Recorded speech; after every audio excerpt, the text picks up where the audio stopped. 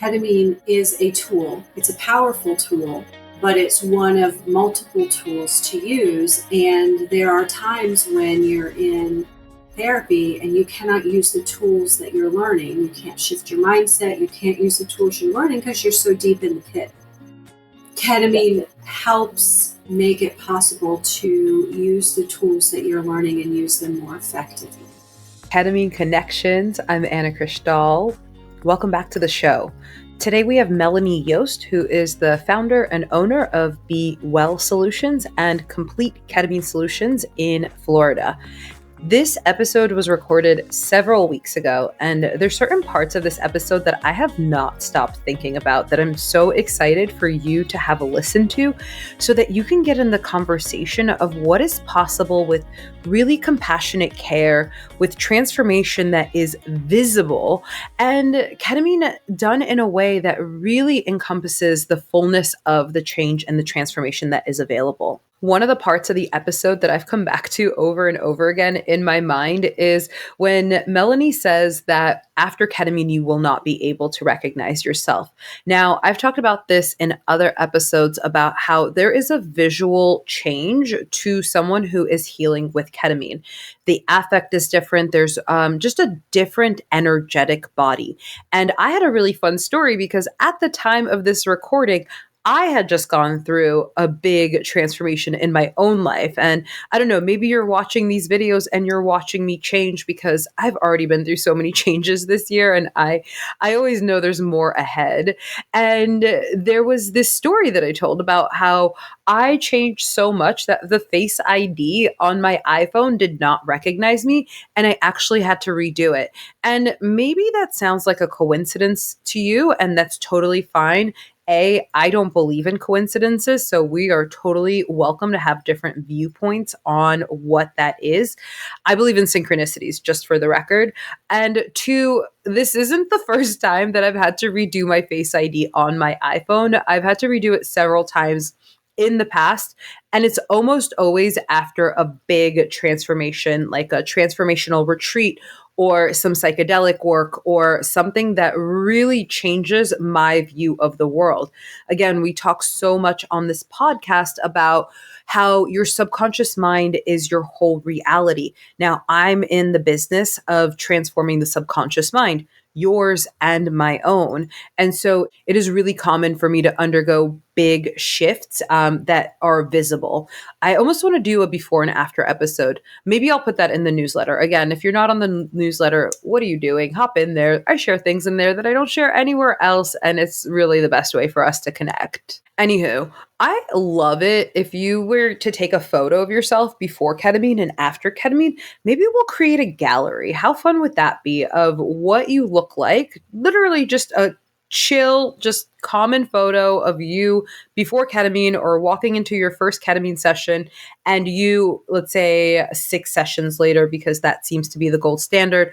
Although increasingly we're seeing people go up to like 10 or 12 sessions to get more benefits as well, which is actually something that we talk about in the episode as well here with Melanie, is how ketamine is this last resort. People are not coming to ketamine for your first intervention. It's a really at the end of the line therapy. And when you've been in that position where you've cycled through medications, where you've cycled through professionals, trying to help you make sense of things, where you really feel like you've tried all of the things, when you land in ketamine, you're landing in a space that will work if you know how to work it. It's different than the psychiatric meds, than our Western medical system, even though ketamine exists within that system. It operates differently. And we talk about a lot about that on the show. And so when you land in a place where like, okay, this is my last thing, right? The doctors are just standing there thinking, saying, wow, you've tried everything, go try ketamine. And that's why it's really important to prepare for ketamine. It's why I created the ketamine preparation protocol. It's also why it's so important to have, providers like Melanie that are really showing compassionate kindness and care. And that is something that is already so different about the ketamine space than other spaces within the Western medical system. I admit we all have different associations with the Western medical system. I've said it before on this show. I do not have a good association with the Western medical system. And because of ketamine, I do see things improving and I do have more hope with the entry of psychedelics than I ever have before. And one of the things that was really unique that I heard Melanie talk about that we haven't had anyone else on the show talk about is interrupting a client's ketamine session if they're in a bad trip. Now, you can take it or leave it, right? That is a controversial topic that we can get into, right? Of interrupting that process and not letting someone get to the other side on their own. And Melanie also talks about working with a lot of veteran populations that are suffering with a lot of PTSD. And so that is what she has determined as the kindest, most compassionate thing to do. And I thought that was a really neat perspective. Another topic that we cover that is so near and dear to my heart is living with high functioning anxiety. That was most of my life up until just a few years ago. So if that's you, please know that I get it. I understand what it's like to use your anxiety as fuel to get shit done, and also how costly that is on the mind, body, and spirit. And we talk about how ketamine offers so much relief from this, right? It's almost like you're walking around with a heavy backpack and you can take it off. And that is also why preparation, integration is so important, because anxiety, more than a lot of other patterns in the subconscious mind, works with repetition. And so using the ketamine to interrupt that pattern is great, but without continued support and without continued knowledge, you risk going back to those same connections. If you're not sure what that means, it's something that I talk about more in the ketamine preparation protocol.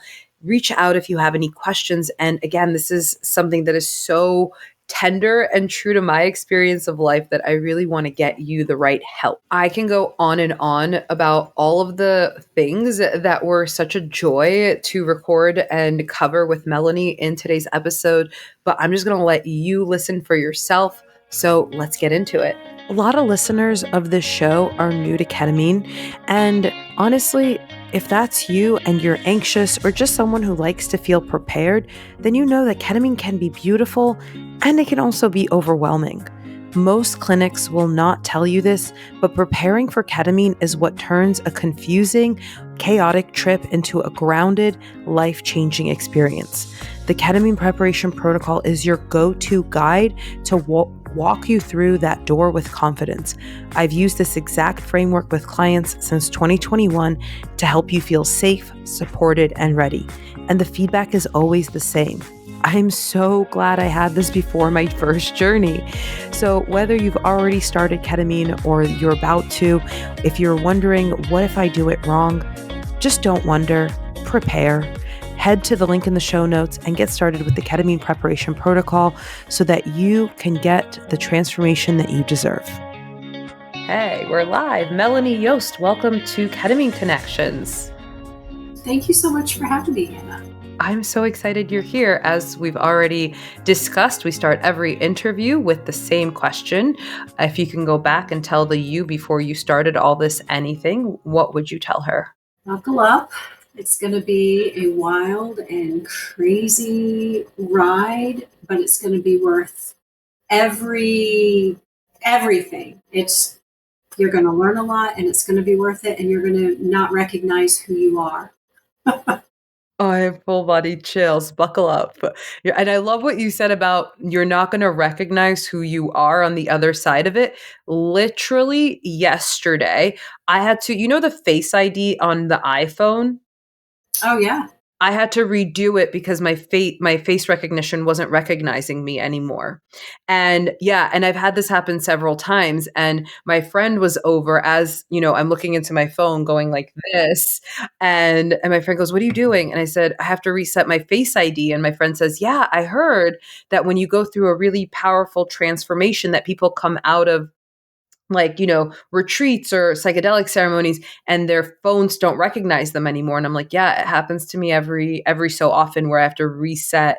My phone stops recognizing me. So it's really like what you're saying about being unrecognizable is palatable. Yeah, I mean, just when you go through huge growth and shifts and elevation of consciousness, yeah, it's hard to look back and remember.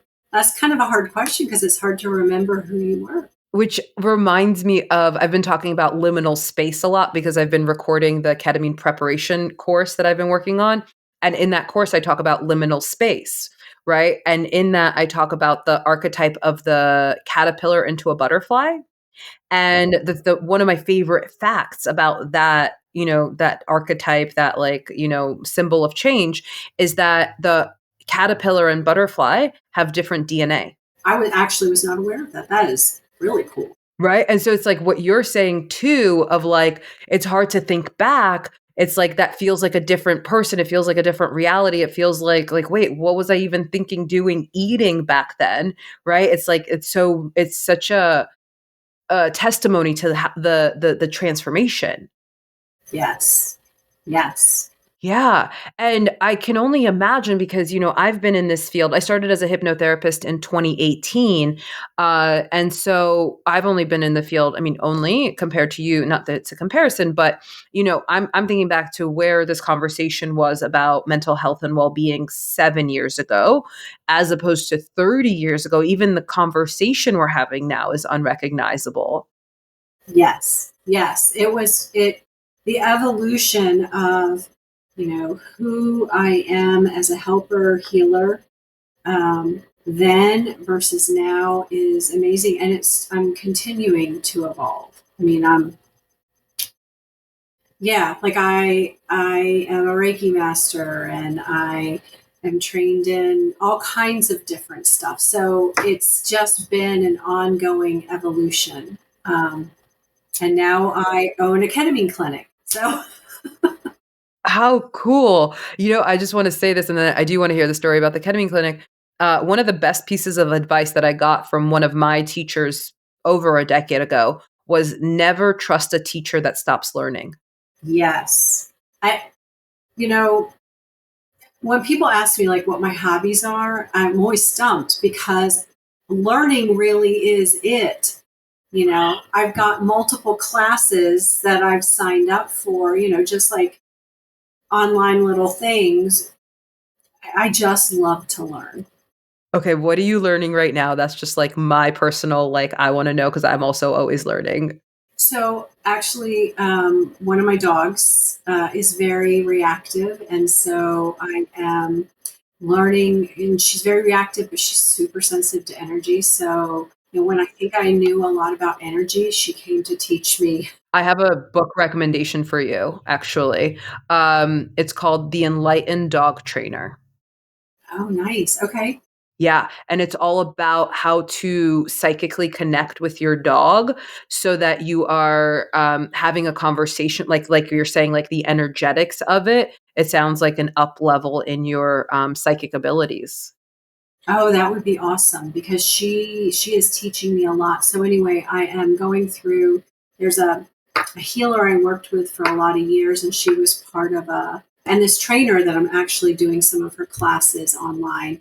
They were a part of a telesummit, and it's about that. And I've worked with animal communicators, and so that's one, and then there's one through Om. I truly can't remember what that is, which one that is, and then there's one breathwork one that I'm learning. So yeah, I'm always learning. I love that. Thank you for answering that question. I'm just always fascinated. I'm always learning and I'm always doing like three things at a time as well. Yes, Yeah. What's your astrology? meaning my sign. Yeah. I'm on the cusp, Aries, Pisces. Okay. Cool. So Okay. Anyways, we don't need to go down that rabbit hole. I'm always also learning, so I love meeting other people that are also always learning. What was I going to ask? So yeah, so you started 30 years ago in the mental health space, and now you own a ketamine clinic. 35. 35. The bio you said sent 30, maybe it said over 30. Yeah, over 30. Yeah, Okay. almost 35. Yes. 35. Heck So yeah. Yeah. So now I own a ketamine clinic, and that transition um, was interesting because so I transitioned from mostly, I still have a small therapy practice, therapy to coaching. And I did that kind of for my own health and well being. Um, and then I went on and got my certification in brain health coaching and heart math. I'm a heart math practitioner. And so, a little over 6 years ago, my childhood best friend and now business partner, her 20-year-old son completed suicide. Yes, yes. And so she spiraled into, as you can imagine, quite a dark place. And one day she contacted me and she's like, "Hey, what do you know about ketamine?" And I knew nothing about ketamine. And so I quickly did a search, and it was really just kind of not, there was some out there, but not, it wasn't super well known.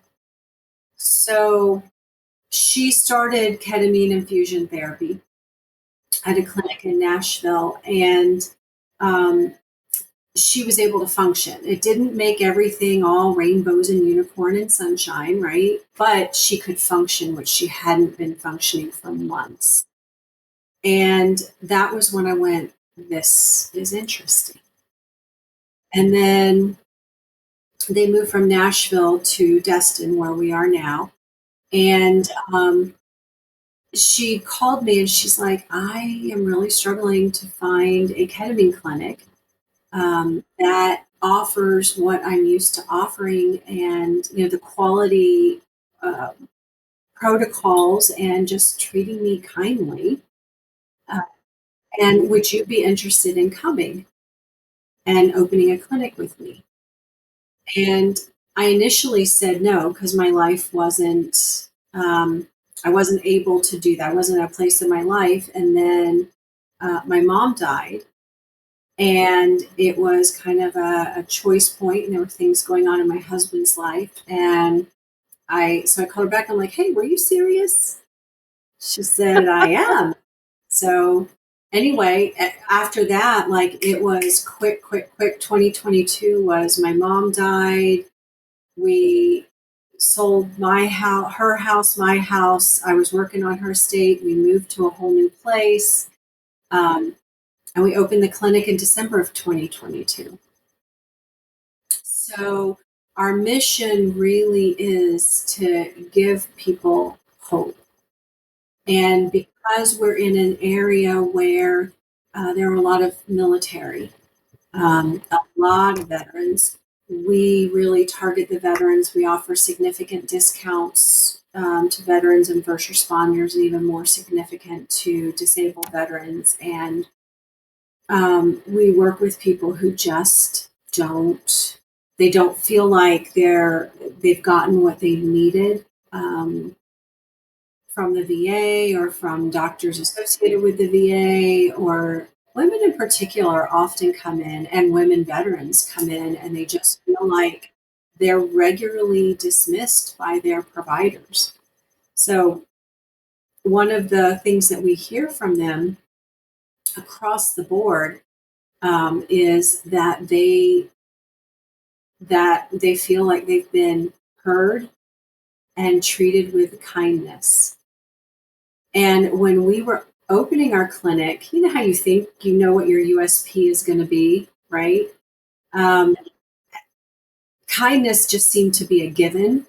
Um, but that is our unique selling thing. What makes us unique is that we're kind. Like, we treat people with kindness. We listen to them. We have compassion. We genuinely care. And Wow, so much goodness there. I love what you said about having your mission, part of your mission, to give people hope, and that's something that I talk about a lot as well. In really getting people to like buy into the importance of preparation and integration. And one of the things that I say is, people that are in that state, right? Like your friend who whose son committed suicide, or veterans, or disabled veterans, or literally anybody who's coming to ketamine at this stage in the game because of what ketamine is right now, as sort of like a end of the line therapy for people that have dense mental states. And what I always like to say is, the how precious hope is for that person. Yes. I've worked with a Yes. lot of people that, that recount for me of, and then the doctor said this, and I got really up in my hope, and then I was deflated. But then they said da da da da, da and then deflated. And you like how many, like truly, truly, truly, how many rounds of that does a person have? Not to like quantify it or like reduce it to like that being the most important thing, that we only have a certain amount of rounds, but what you're saying about hope and what you're saying about kindness are two things that are just almost non-existent in our current US medical system, as far as what I see. So it's not just unique, it's necessary. Oh, I agree. It is absolutely necessary, and people thrive in those conditions. When people feel like you genuinely care about them, that in and of itself is healing. It's so interesting. I had a client recently ask me, like someone going through like tough, trauma recovery, and this person asked, they're having a hard time believing that people care, right? Which, like, you don't have to throw a rock very far to like find evidence that people don't care about other people. And this person asked, well, why would anyone care about me? Why would anyone show me kindness when I haven't done anything for them? And where I've gotten to in my own journey is, I really believe that kindness is our true nature. Like, we're here to be kind to each other, and we have a lot of systems that confuse us to thinking that it's something else. But it's like, when we get to be kind, and this is what I've just been leaning into in my own like personal life and my own personal practice, is like when I'm kind, I'm connecting to my true nature. And so when I practice that, it's actually what I'm starting to believe, right? Like, not to get cliche, but like, only love is real, love is everything, that kind of aspiration. Yes. Well, and that consciousness, you tap into that consciousness. And I think people think kindness is so many things that it's not. Kindness isn't weak. Kindness is actually very strong. Kindness is not always being nice, right? Kindness is not always being agreeable. Kindness is not It's not a being a doormat. yes, a doormat. Yeah, no, that's not what kindness is. Kindness is extending um, compassionate concern and understanding multiple perspectives at once, and it's having boundaries, and um, and it's being able to hold space for people. Well said. Obviously, to me, obviously showing years and years of your own work and your own pursuit. Like, we started talking about how you're constantly educating yourself, evolving and growing, right? Like, even just that definition of kindness shows how much work, because it's not as much as it's our natural state. I don't think it's the natural state of the world, the state of the world right now. I agree. Yeah, we're I working our way back there, one day at a time. So okay, so let's get back to the ketamine clinic story. So you and what is your business partner's name? Diane. Diane. Okay, so Diane calls you up and is just like, okay, this thing might actually help me breathe during this. And I can't even imagine that amount of grief and pain of. Well, I can't even say it honestly. It's like I'm getting really emotional of childhood suicide. And so Diane, she finds relief at a ketamine clinic in Nashville. How far is Nashville from Destin? So she was living in Nashville Oh, at the okay, time. got it. Okay. So she's living in Nashville, so she has access to it, which is also, one of the things that that is true right now is that like we have more ketamine access in urban centers than we do in not urban centers, like just the way that, progress tends to hit urban centers before it hits like suburban and rural. Um, so did you go with her? You went with her to ketamine or you went with her to visit clinics? What? No, no, I'd never gone. I didn't actually visit a ketamine clinic until I had said yes, and we bought a franchise of that clinic because he had Oh. multiple clinics and he was wanting to franchise. He was a partner in there's 6 complete ketamine solutions, and we are the only true franchise. So neither of us are NPs or are providers, um, but we wanted to be able to offer this. And she's got a brilliant business mind, and with my decades, as someone pointed out to me, of experience in mental health, and quite frankly, being frustrated and seeing so many clients on that medication merry-go-round. Um, and if they got relief, it, either they couldn't tolerate the side effects or it was temporary, like the meds would quit working and then they'd have to start again. And so, anyway, but yeah, until I had said yes, I never went to a ketamine clinic. So I went with her to a treatment to see kind of what it was about. And so my learning curve has been immensely steep. Sounds like it. But I love learning, so What do we say these days? Fuck around, find out. exactly. Which I will say I do meet people in the ketamine space that actually, and this is more common with therapists. I see this more with therapists than anyone else.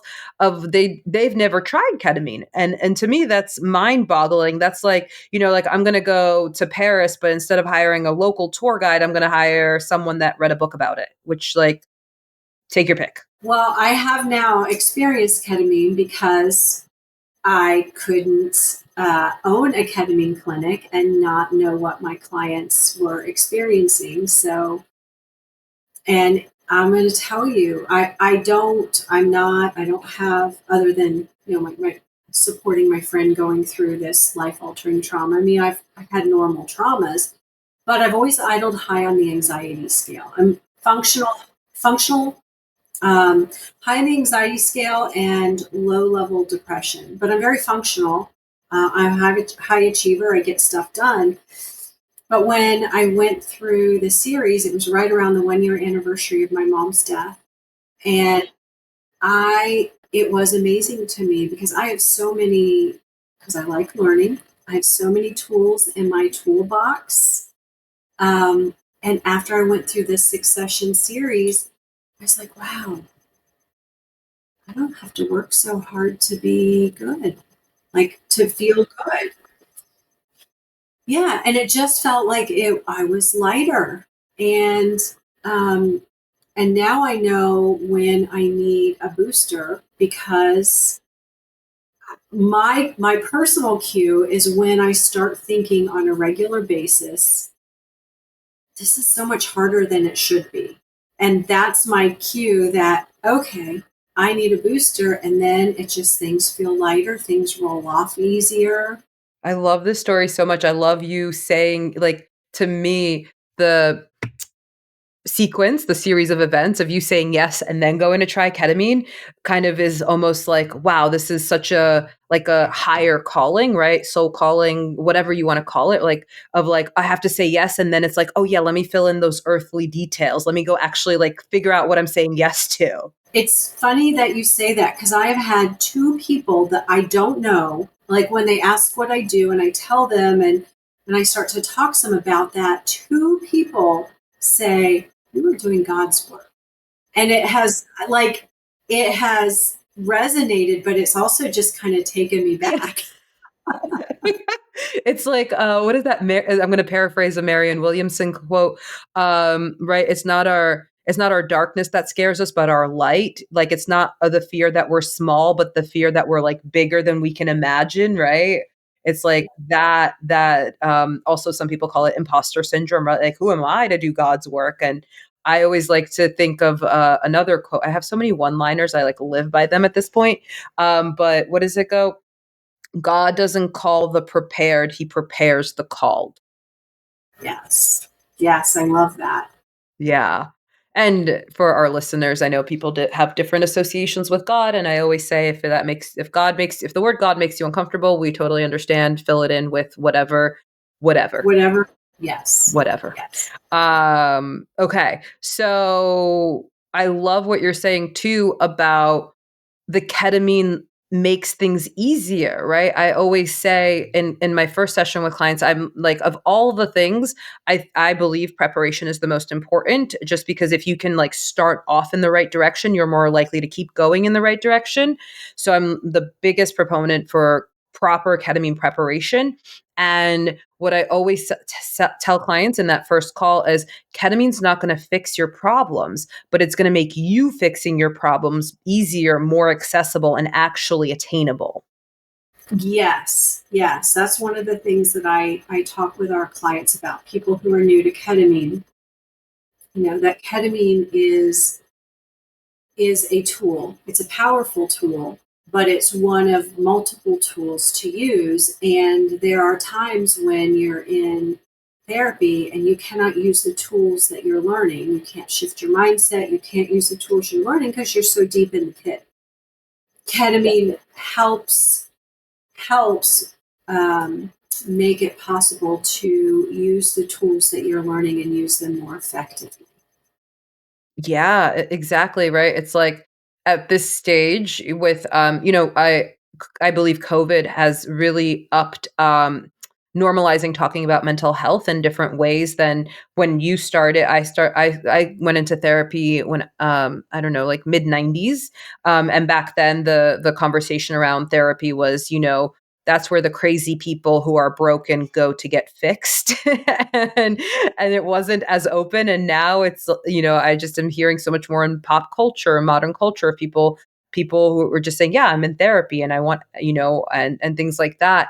And it's really common now for us to be more aware that what we eat, how we sleep, how we interact with screens, how we take in media and things like that affects our mental health. And when you are in a pit, when you are stuck in a dense mental state that feels like it's looping, and you're sitting on the couch for the third day in a row going, I know that if I just got up and went for a walk, I would feel better, but man, like I just can't. Right. And then you have the ketamine and you're like, maybe I'll go for a walk. And it just like feels so obvious and natural and easy, to your point, right? It just like you don't have to work so hard. Yes. Yes. And you know what's interesting is when I started, so my first job out of graduate school, I worked with seriously emotionally disturbed children and their families. I was doing in-home work. And when I was leaving the community services board and going into private practice, I was given a hard time by colleagues at the community services board because I was going to be working with the worried well. And so it wasn't people, it was people with means. And, like they didn't have any problems. They just thought they had problems, right? And I look back and I'm like, oh my goodness. Like I knew then there was such a judgment and a bias, but now looking back and working with people across so many different income levels and advantages and disadvantages and all of that, I see, you know what? We all have our struggles. All of us have our struggles, and we don't know anyone else's story. And how dare us assume we do? Amen. Yeah. Especially with the level, I call it lovingly from the bottom of my heart, it's fine syndrome. Like how many of us are walking around of like, it's fine. It's fine. I haven't eaten a vegetable in 3 weeks. It's fine. I haven't slept well in 3 years. It's fine. I haven't like felt connected to community in however long. It's fine. Right. And then we do often our culture then takes us into a shame spiral of, well, I'm the, what did you call it? The worried well. Worry. Yeah, well, I'm the worried well, and people have it worse than me, so I can't even really I have a lot of shame about my level of worry because other people have a higher like it's like, can we stop? Right. I learned long ago you do not have to look very far to find someone who has it better than you and someone who has it worse than you. And that it's not a competition. We're just all on the journey and we all have our stuff. Life keeps life in for all of us. Yeah, wasn't it Buddha who said life is suffering? Yes. And that's what I remember too, because I work with a lot of the worried well. And the thing that I always remember is like, well, that's their form of suffering. Like, okay, and so what? Do those people not deserve a higher quality of life? And if you I like to think of it the way you said it now too, of like, there's always going to be people ahead of you, there's always going to be people behind you. And then I remember Ram Dass who says, we're all just walking each other home, right? And so if I'm coming from a place of privilege of like how privileged is some of these worried well things, then I can then also be an inspiration for people when I get myself out of there, right? Like when I move on from that state of being, and then it's like, okay, if I want to continue going up the ladder so that I'm inspiring people coming up behind me, right? So that we're all moving that way rather than okay, we're not meant to stay in the same state for extended periods of time. Yeah. What's that quote? A rising tide lifts all boats. That one, yeah.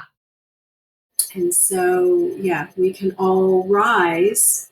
And some boats are bigger, some boats are smaller. Um, but, Amen. And so I know that at the clinic you offer IV therapy. And is that when you went and did your own journeys, did you try different administration forms? You just went to IV? yes. And we did that because that's the protocols that we had with our clinic. Now we're into our third year, and we've had people come who have had different experiences, clients, and I just, uh, I'm not interested in offering any of the others because IV therapy is 100% bioavailable. The dose we give you is the dose you get. The other three ways of administering it, the dose you're given, we don't really know what dose you get because it has to be metabolized, and everyone metabolizes at a different rate. So we don't really know. And if you have any side effects with ketamine, the three main side effects during a treatment are elevated blood pressure, nausea, or a negative psychedelic experience. Well, if you've taken a troches or done the nasal spray or done an IM injection, there is no way to intervene quickly. You just kind of have to ride those out. Right, right, right. With the IV, you just stop the pump and you're out of You there. can stop the pump or we can intervene with medication. Um, so if your blood pressure is elevated, we can intervene with medication and bring it down. Or if you're having a negative psychedelic experience, we can intervene with medication and calm that down. And to your point, if it's really out of hand, we can shut it down and it starts to clear within minutes. Right. Yeah, almost immediately. I'm so curious, you know, your personal take on intervening in a negative, right? Because in the psychedelic space, you get the trip you need, not the one that you want. And so, not all trips are positive. So, how do you know when it's right to intervene or when it's right to let them ride out a bad trip? So when they're in distress and they tell us they're in distress or their blood pressure is through the roof and the blood pressure medication hasn't helped, um, yes. Or they're so anxious that they're fighting with the ketamine. We get a lot of veterans and first responders who that feeling of being out of control is so scary to them, and they're in fact taught to fight that feeling. So then they're fighting with the ketamine and they can't relax into the experience, right? Or our veterans, or our we've had women who've been sexually assaulted, and some of those boxes have popped open and they are absolutely terrified. Um, and they don't want to be in that. So yes. So it's not that we shut it down. Some people, if they say no, I don't want it, I want to absolutely. But yeah, Yeah, it's so interesting. I've been really obsessed with this recently about the concept of making the opposite choice than you normally would.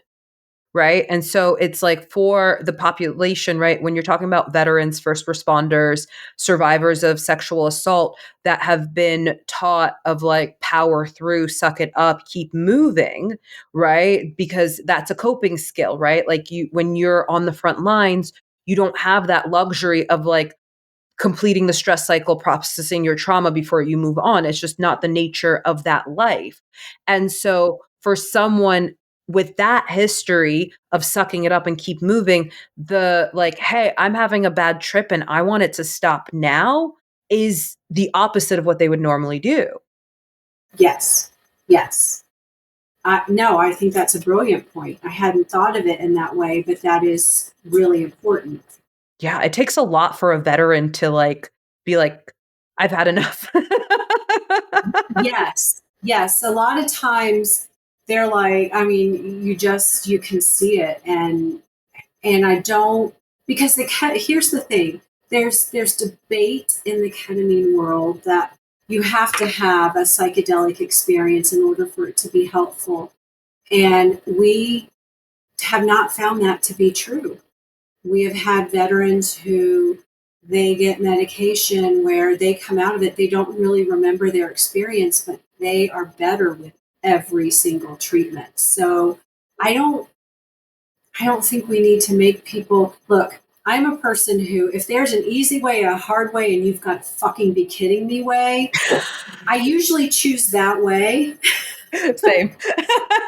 And, and I'm coming, maybe it's with age and wisdom. I don't,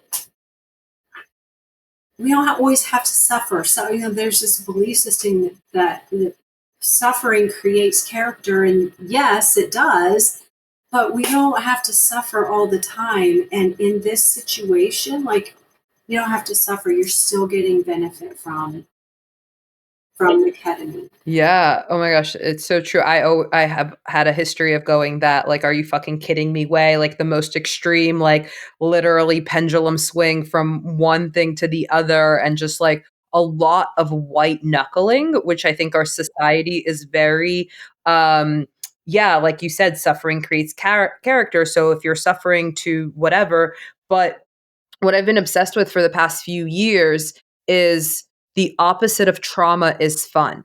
And so it's actually an act of, you could call it rebellion, resistance, or even healing to go, okay, I'm used to the suffering. Actually, suffering is kind of my comfort zone. I can hang out there for years at a time without much, like, discomfort. Like it's what do we say, the devil, right? Like that low grade depression, the high anxiety that you were describing. It's like, yeah, it's not great, but like it's like the air conditioner hum. You just kind of get used to it and then you forget it's there until the air conditioner shuts off and you're like, oh, was that so loud this whole time? Like, yeah. Yes. Yeah, I didn't realize, because again, I had a lot of tools in my tool bag and I managed, but I didn't realize how hard I had to work to manage my anxiety. Exactly. You don't know because it's like the way I describe it is, when you're, let's just put a random age, you're 7 years old and someone says, here's this backpack, right? And you're just like walking through life wearing this backpack. And then, something happens and a rock someone puts a rock into your backpack, and that just happens over and over again. And then all of a sudden you wake up one day and it's not a competition. It's not like, oh, when you hit 32, it's just like at some point, and it's going to be different. You're just like, you have the experience of putting the backpack down and you're like, what is that? I didn't realize how heavy it was, because when you have that incremental, right? Like one rock at a time, just like a little rock, then it's just like, oh, one pebble on top of a mountain of pebbles isn't make a difference until you eliminate the mountain. And then you have, right, like I was saying, the air conditioner goes off and you're thinking, I didn't realize that was that loud until it went off. Exactly. Yes. Yeah. And so you're saying too, I love what you're saying. So I'm in the process of interviewing people from clinics all over the country, and I'm starting to notice that I think the idea of a form of administration and dosage also matches the culture of the place of where. So you're in the Panhandle of Florida, and you are working with veterans, which is a high threshold population. So you are advocating for IV, which makes total sense. And you're saying that even without psychedelic doses, you're seeing clients really transform with time. I'm curious if you could put words to some of the transformations that you're so privileged to witness. Absolutely. And I want to say we do give psychedelic doses. It's that they don't have to necessarily have a psychedelic experience that they remember. Yeah, thank you for correcting me on that. So let me think. Oh, well, one woman comes to mind. She came to us, it was right around Christmas time, over a year ago. And she went through the treatment and it was rough. But she went through her successions and she was so much better. I mean, she was like not in a good place and not functional. And at the end, there was light in her eyes, and she was joking with us because she was cold prickly. And she was joking with us. And she tells us afterwards that she had made the decision that if ketamine didn't work, she was done.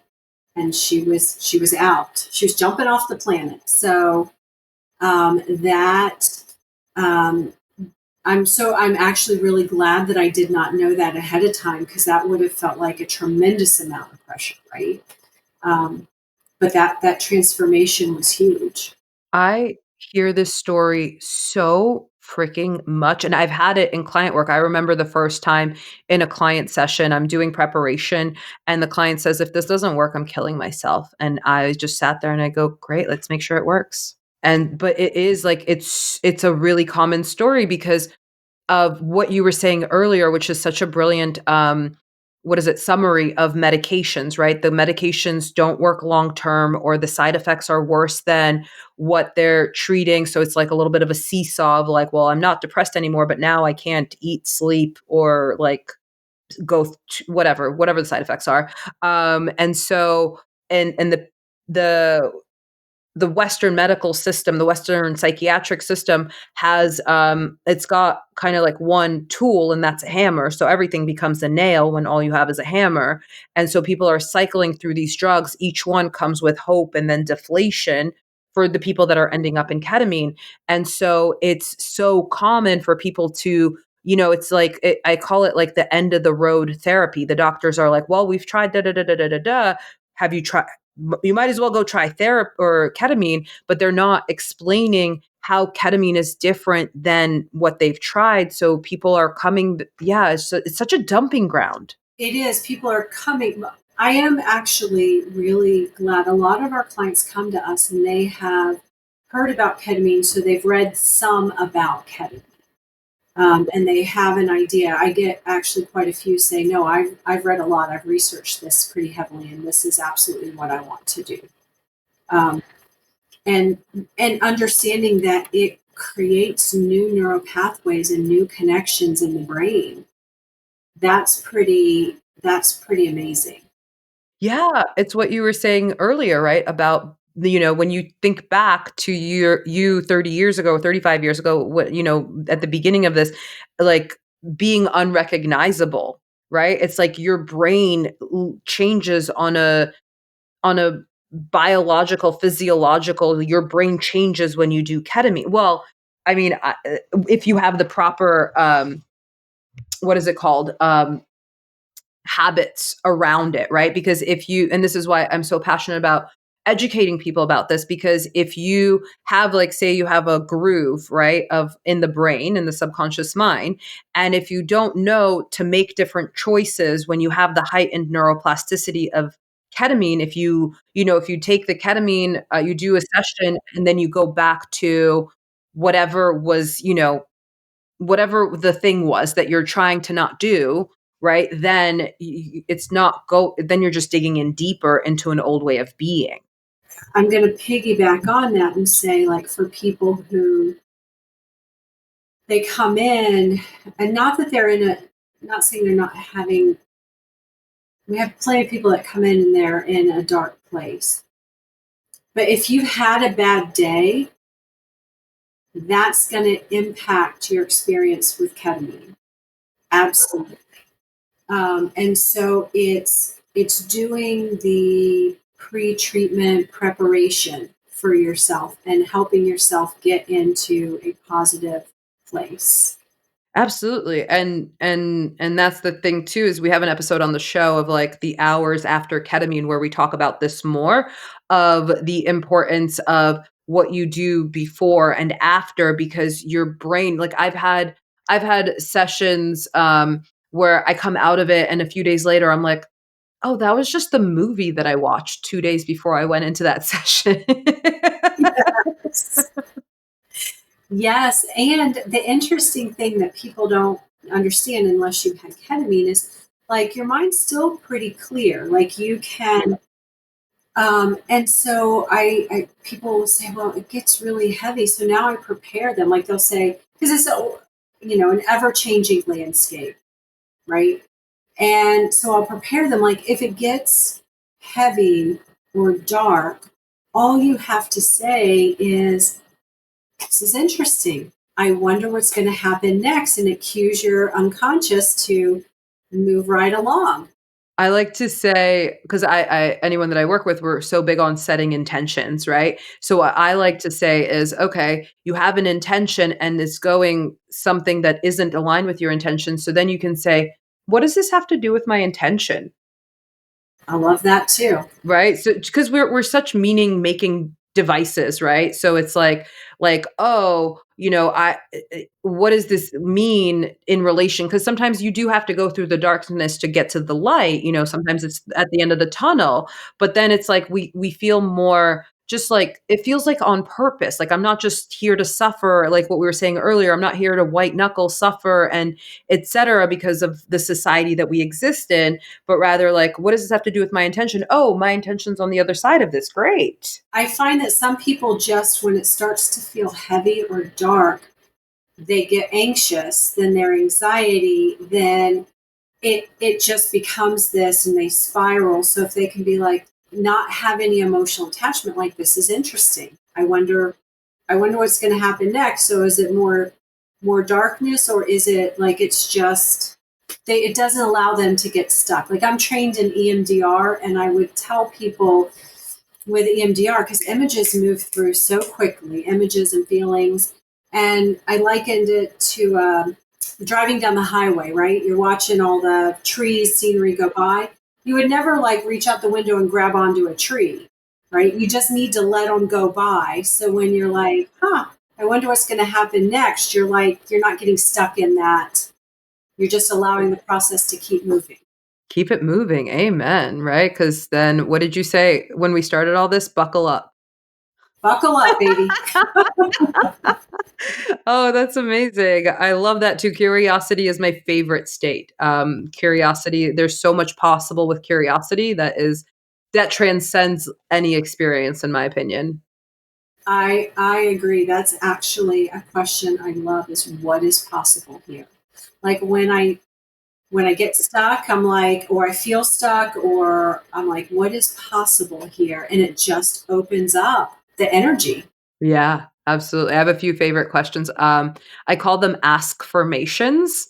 I teach this in like some of the work that I do, ask formations. So it started, my first ask formation was, how does it get any better than this? Oh Um, yeah, Dane Deer, yes. yeah. And then the one that I'm obsessed with now is, what's the best that could happen? Nice. I Yeah, love and then that my one. last ketamine session that I went into, it wasn't an ask formation, it was like a command. I went in with, show me how good it can get. Oh, I love that too. Yeah, I'm a big fan of playing with the medicine in that way. All right, buckle up. So we got back to the beginning. We usually get back to the beginning. Is there, anything else that you want to share with our audience before we wrap up this beautiful conversation? I can't think of anything other than anyone listening, if you're feeling stuck, if you're feeling hopeless, if you're feeling not enough, um, reach out to somebody. You are worthy, you are enough, and the world is better because you are here. It wouldn't be the world it is without you. So, Yeah, thank you for that. Yeah, thank you for that beautiful message for our audience. And we will have all of your links in the show notes. So if anyone's in the panhandle, they know where to find you and your beautiful work that you're putting out there. Thank you so much for this just uplifting, expansive conversation. It's been a pleasure. thank you so much for having me, and I thoroughly enjoyed being here and talking with you. Me too. Thank you so much for tuning into Ketamine Connections with me today. If this episode supported you, the best way to say thank you is by sharing it or leaving a review. And if you're enjoying the show and you want to connect more, I would love to see you on my newsletter. That is where I share behind the scenes insights, thoughtful guidance, and other parts of your ketamine journey. Never spam, always fun. And honestly, since getting kicked off of social media in 2024, it's where I share the real stuff. I share stories, tools, updates that I don't post anywhere else. So sign up at any of the links in the show notes and you'll be the first to know when I'm hosting live Q&A or when I'm doing other fun things that are not available anywhere else. It's the best place to hear about it, stay connected, and grow together. All right, that is all I have for today. Thank you. Stay curious, and I'll see you next time.